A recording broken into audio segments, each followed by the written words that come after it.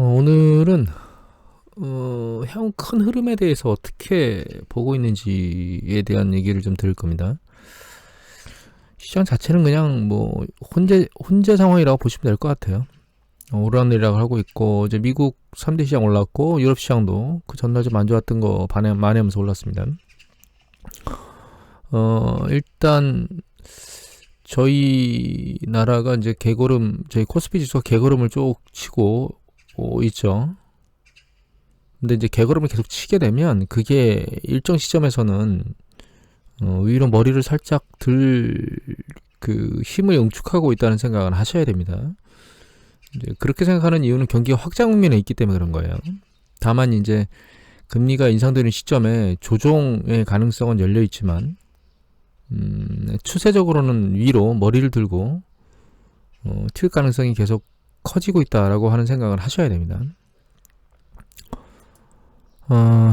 오늘 이번 주에 나온 경제 지표를 좀 먼저 잠깐 볼게요. 여기 보면 유럽의 소비자 심리 지수를 보면 계속 위로 추세를 밟고 올라가고 있죠. 이거는 뭐 미국도 마찬가지고 우리나라도 마찬가지입니다. 좀 이따 보겠지만, 그 다음에 특이한 건 계속 보여드리고 있지만 미국의 이제 이거는 기존 주택 판매 수가 여기 꺼진 것만큼 메꾸고 있다가 추세선상으로 다시 급격히 내려왔거든요. 밑에 또 있습니다. 신규 주택 판매 수를 보면 굉장히 빠른 속도로 좀 꺼지고 있죠. 그래서 뜨거웠던 주택 시장은 좀 가라앉고 있는 게 아닌가라는 생각이 들고 있어요. 미국 같은 경우에. 다른 유럽 지역도 마찬가지로 이렇게 흘러가지 않을까 생각을 하고 있습니다. 왜냐면 코로나 팬데믹 이후에 주택에 대한 이동이나 이런 것들 때문에 그 뜨거워졌던 주택 시장이 좀 식어가고 있는 거, 그러니까 정점은 지나서 끓던 게 이제 식고 있는 게 아닌가 이런 생각을 하게 됩니다. 그 다음에 유럽의 제조업 PMI 지수를 보면 굉장히 높죠. 과거에 비해서 상당히 높은 수준에 있습니다. 지금 서비스업 지수도 마찬가지예요. 높은 수준에 있죠. 미국도 제조업 같은 경우는 상당히 높은 수준에 있고요. 다만 서비스업이 잠깐 상승 추세를 멈추고 내려왔는데, 내려왔다 하더라도 상당히 높은 수준에 있어요. 그러니까 기업체 서비스업이든 제조업이든 담당자들은 경제가 계속 좋다라고 하는 부분들을 계속 느끼고 있다는 거예요. 그리고 우리나라를 보면, 이거 우리나라 통계청 자료거든요. 온라인 쇼핑 관련된 통계인데, 통계를 잘 보시면 이게 전년 동월 대비 증감률이거든요. 잘 보시면 음식 서비스, 그러니까 이 레스토랑 같은 겁니다. 그 다음에 여행 교통 서비스가 급증하고 있죠. 그 다음에 문화 레저 서비스가 급증하고 있어요. 그러니까 결과적으로는 외부 활동과 관련된 것들이 계속 급증하고 있다는 뜻이거든요. 코로나 백신 투여나 이런 것들이 가면 갈수록 이런 부분들이 더 강화되게 될 거고, 경제는 훨씬 더 활력을 띠게 될 겁니다. 그 방향으로 계속 가고 있고, 그리고 우리나라도 이거는 한국은행의 소비자 동향조사 결과 6월자인데 소비자 심리지수가 계속 빠른 속도로 올라가고 있죠. 그러니까 지금 경제 정상화 속도가 굉장히 빠른 속도로 진행되고 있다. 국내외 다.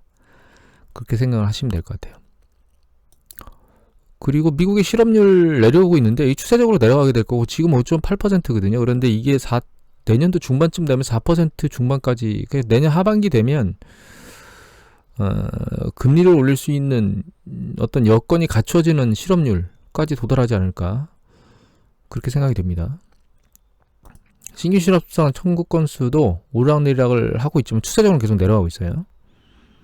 한 가지 또 이거는 미국의 그 그러니까 일자리 창출이거든요.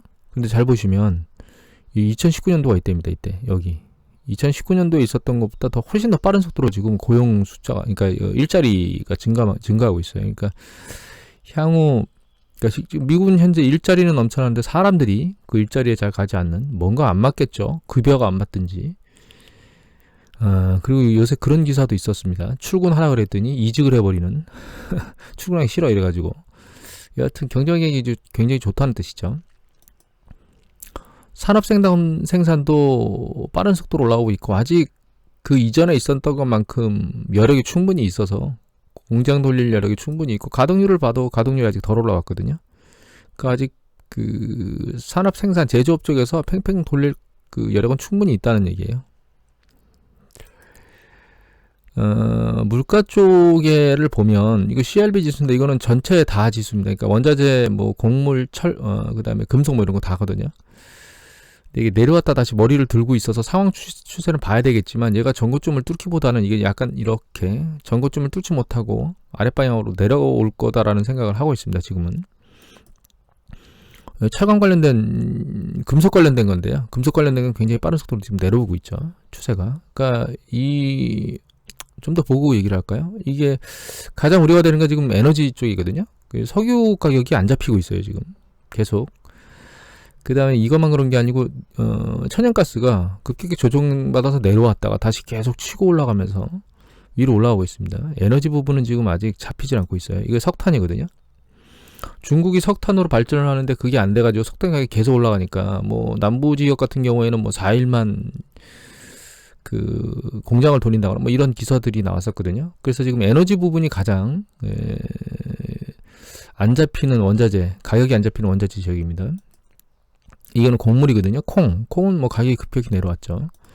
이거는 밀, 이거는 옥수수입니다. 그러니까 주요한 3대 기본 곡물 같은 경우에는 이제 가격 상승 탄력이 둔화돼서 잡히고 있는 것 같고요. 그 다음에 구리 가격이 굉장히 뜨거웠다가 최근 급락했죠. 다시 머리를 듣고 있긴 한데 얘가 이 뜨거움을 다시 보일지는 봐야 되겠지만 저는 그렇지는 않을 거라고 생각하고 있습니다. 일단 이건 알루미늄이거든요. 구리하고 알루미늄은 산업 생산에서 가장 중요하게 많이 쓰이는 재료들인데 알루미늄도 이제 진정세를 보이고 있는 것 같아요. 이게 철광석입니다. 철강도 역시 그 여러 가지, 그러니까 경제 발전에 소용되는 재료 중에 하나인데 그거에 이제 재료로 들어가는 철광석도 뜨겁긴 한데 지금 중국이나 이런 쪽에서 호주하고 무역 분쟁이나 이런, 그러니까 정치적인 것들이 무역 보복으로 넘어가면서 철광석 가격이 급등했었거든요. 그런 이런 여러 가지 요소가 있어서 굉장히 빨리 올라왔는데 그게 좀 둔화되는 과정에 있는 것 같고, 그 다음에 중국이 이렇게 그 원자재 시장이 뜨겁게 올라가니까 비축 원자재 같은 것들을 풀면서 결과적으로는 물가 상승이 올라가는 게 중국 국내 그 안정화에 이익을 담당하지 못하죠. 불안정하죠. 그런 것들 때문에 이제 그러니까 뭔가 잡으려고 하는, 원자재 가격을 잡으려고 하는 것 때문에 점진적으로 하락으로 움직이고 있는 게 아닌가. 특히 철강 같은 경우에는 과잉 생산이나 이런 것들을 억제하고 국외에서 약간 수입하는, 그건 이제 탄소하고도 관련이 있거든요. 철강 생산을 하게 되면 결과적으로 탄소 배출이 늘어나기 때문에 그런 부분을 억제하기 위해서 철강 생산을 줄이고 외부에서 철강을 수입하는 이러면서 그런 정책이나 이런 것들을 끌고 가면서 철강 가격은 뚝 떨어졌어요. 지금 전체적으로 놓고 보면 에너지 부분만 잡히면 인플레이션과 관련된 얘기는 크게 이슈를 걱정하지 않아도 될 만한 상황이라 에너지 부분을 유심히 잘 지켜보고 있는 상황 중입니다. 이런 일 때문에 연방준비위원회에서 이제 금리를 올리겠다고 얘기를 했죠. 근데 제롬 파월 연준의장께서는 또 선제적 금리 인상은 없다라고 얘기를 또 했고, 그래서 내년 하반기에 실제로 금리를 올릴지 안 올릴지는 지켜봐야 됩니다. 왜냐하면 인플레이션이 잡히게 되면 결과적으로 금리를 빨리 올릴 이유가 없어져 버리거든요. 그래서 이건 지켜봐야 될 것 같고, 이주열 총재께서는 올해 분명히 금리를 올리겠다고 못을 박았죠. 이미 말씀드렸지만 연준보다는 저희가 금리를 반드시 빨리 올릴 거라고 말씀드렸는데 생각보다는 빨리 올릴 수 있을 거라는 생각을 하고 있고요. 아침에 새소리 들리실지 모르겠는데 아침에 새소리가 잘 들려서 제가 유리창을 열고 하는 거라 잡음이 좀 들어갔을 수도 있겠네요. 그래서 한 10월 정도에는 금리를 올리지 않을까라고 하는 전망하는 전문가들이 지금 늘고 있습니다. 그때 이 생각을 하고 있습니다. 이게 물가상승률 미국 거거든요. 전체, 이제 근원은 아니고 전체입니다. CPI입니다. PCE가 아니고. 이미 말씀 여러 번 드렸지만 경기 수축 국면에서 내려갔던 저인플레이션이나 혹은 디플레이션으로 빠졌던 것들이 그 뒤에 이제 경기가 사이클이 확정으로 돌아서면서 이렇게 급격하게 이제 올라오는 패턴들을 보이거든요. 지금은 그 패턴 중에 그런 패턴을 흐르고 있는 걸로 봐야 될 것 같고, 그 뒤에는 이제 일정 부분 다시 둔감화됐다가 이제 어떤 추세를 만드는 그런 과정을 거치는데, 지금 좀 이제 올 중반 하반으로 가게 되면 얘가 내려오는 과정을 거치게 될 거고 그 뒤에 다시 추세를 만드는 과정으로 거칠 거라고 저는 그렇게 생각하고 있습니다. 다만 이제 가장 크게 걸림돌로 생각하고 있는 게 이제 에너지 파트 쪽에 있는 이제 유가라든가 혹은 가스라든가 혹은 석탄 가격 이런 것들이 안 잡히는 것 때문에 요것이 가장 유심히 모니터링을 해야 될 대상이지만 얘네들이 이렇게 오른다고 해서 무조건 가격이 올라간 것만은 아니에요. 왜냐면 그 2000년대에 원자재 가격이 전부 다 폭등할 때 물가가 오르지 않았다는 점.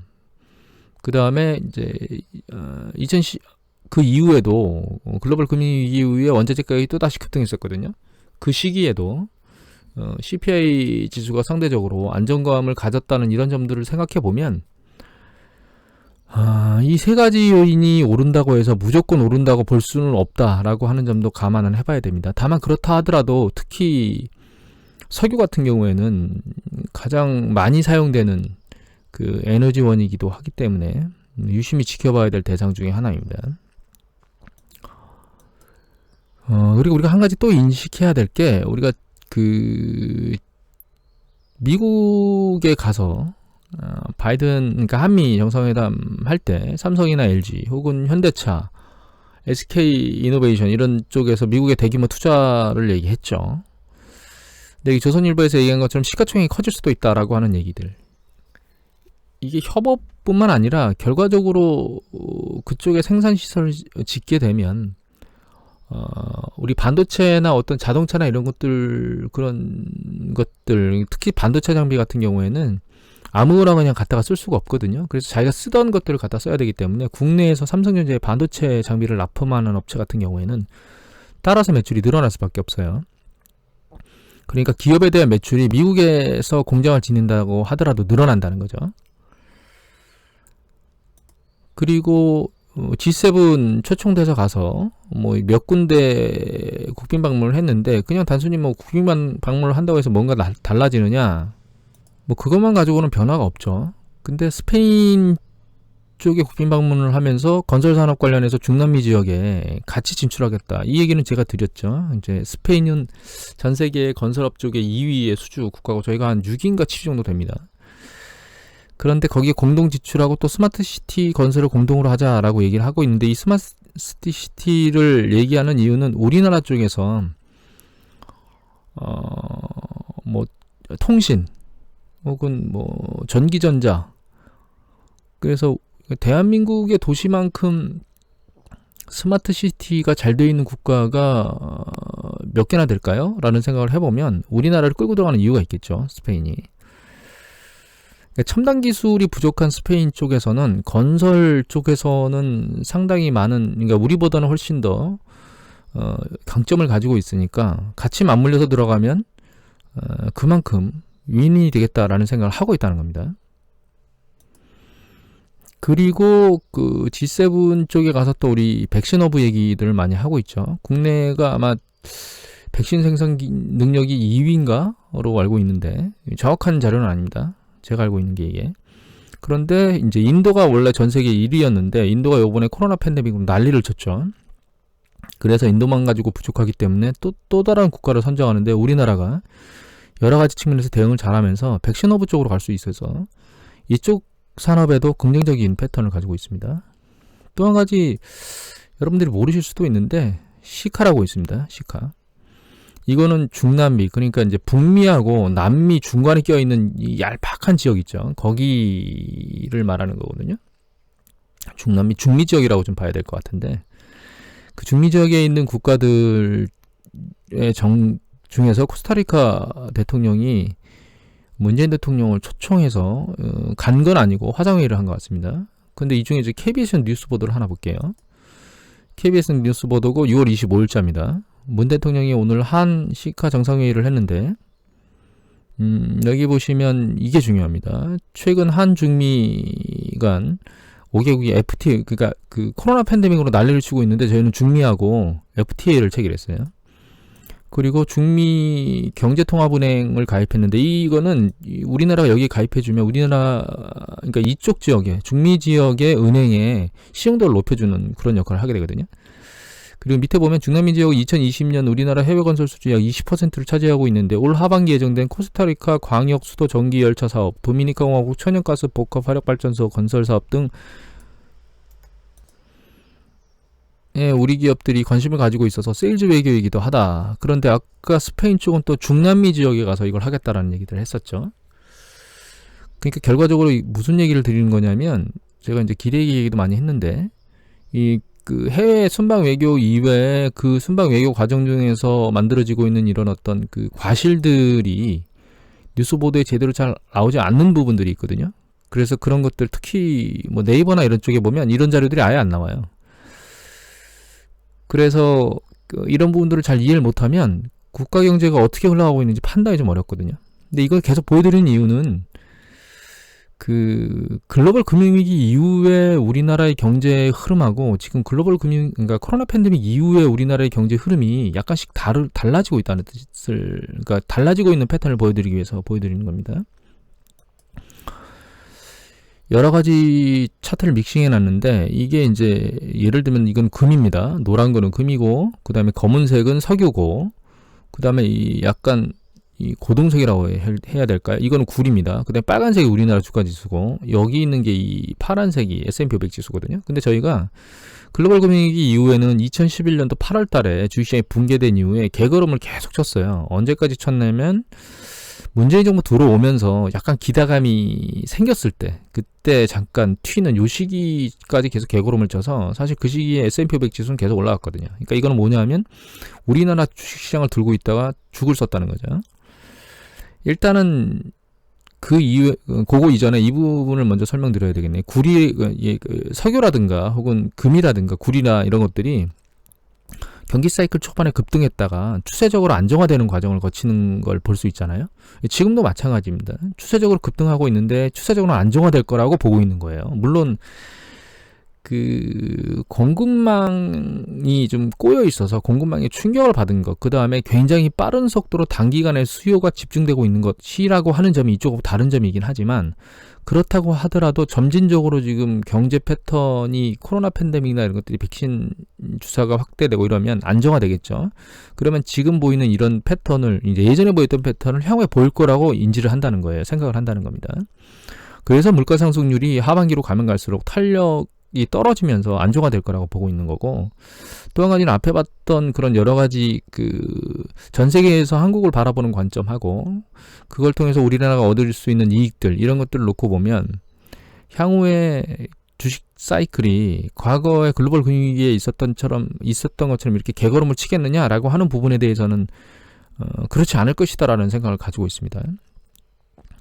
그래서 그런 주요 산업 섹터들이 결과적으로는 시가총액을 밀어올릴 수 있는 가능성들을 높이게 되고, 그것과 관련된 뭐 예를 들면 중간에 부품을 납품한다거나 혹은 뭐 검사 장비를 납품한다거나 이런 기업들이 같이 시총을 밀어올릴 거라고 생각을 하고 있고요. 또 한 가지, 지금 여기 말씀드린 것 이외에 또 한 가지 플러스로 해야 될 게 점점 전 세계적으로 K컬처라고 하는 부분들이 늘어나고 있다는 겁니다. 그래서 영상 부분, 그러니까 영화나 드라마, 뭐 킹덤이라든가 뭐 기생충이라든가 혹은 미나리라든가 이런 영상 부분과 관련된 것들, 혹은 이제 BTS와 같은 음악, 그 다음에 저희 음식 문화, 이런 것들이 점점 커지고 있기 때문에 그런 것들에 대한 수출 영역도 주식시장을 크게 만들 수 있는 여력을 가지고 있는 영역들입니다. 그래서 향후에 주식에 대한 섹터 포트폴리오 안에 한국의 섹터가 반드시 점유되어 있어야 될 거라고 생각을 하고 있고요. 지금 사실 올라간 여력을 보면 우리나라는 이 시기에서 올라온 패턴만큼 올라가지를 못했어요. 지금 많이 올라오긴 했지만 추세적으로 놓고 보면 사실 여기서부터 추세가 이렇게 그어지는 거거든요. 이렇게. 그러니까 굉장히 많이 올라온 패턴은 아니라는 거예요. 추세적으로 놓고 보면. 그런데 이 시기하고, 그러니까 코로나 팬데믹 이전, 글로벌 금융위기와 코로나 팬데믹 사이에 있었던 대한민국의 흐름하고 지금 코로나 팬데믹이 지난 뒤에 대한민국의 어떤 흐름은 전체적으로 보면 약간 무엇인가 큰 변화가 발생하고 있다. 그 다음에 또 한 가지 거론하지 않은 부분 중에서 조선업 관련된 부분이 2024년도 이후에 새로운 사이클이 만들어지는데, 그 조선업이 어느 정도까지 영향을 미칠지는 모르겠습니다. 왜냐하면 폐선이 되고 그러니까 폐선을 시키고 배를 운영하는 사람들이 해운업자들이 그 폐선을 시킨 사람들이 새로 선박을 주문하는 이런 패턴, 그 다음에 그 친환경 관련된 선박을 수주하는 이런 패턴들은 향후에 이제 상황이 진행되면서 봐야 될 거기 때문에 그런 쪽에서도 일부 영향력을 가지고 있는 게 이제 대한민국 산업 섹터죠. 조선업이죠. 그래서 그런 여러 가지를 다 겸해 보면 지수상으로 놓고 보면 우리나라 국가 지수도 코스피 지수도 상대적으로 성과가 괜찮을 거다라고 하는 생각을 가지고 있습니다. 지금은. 이외에 주식과 관련된 얘기를 좀 더 해야 되는데 벌써 20분이나 됐거든요. 그래서 주식과 관련된 내용은 다음번 영상에 찍어야 될 것 같아요. 오늘은 이것으로 마치도록 하겠습니다.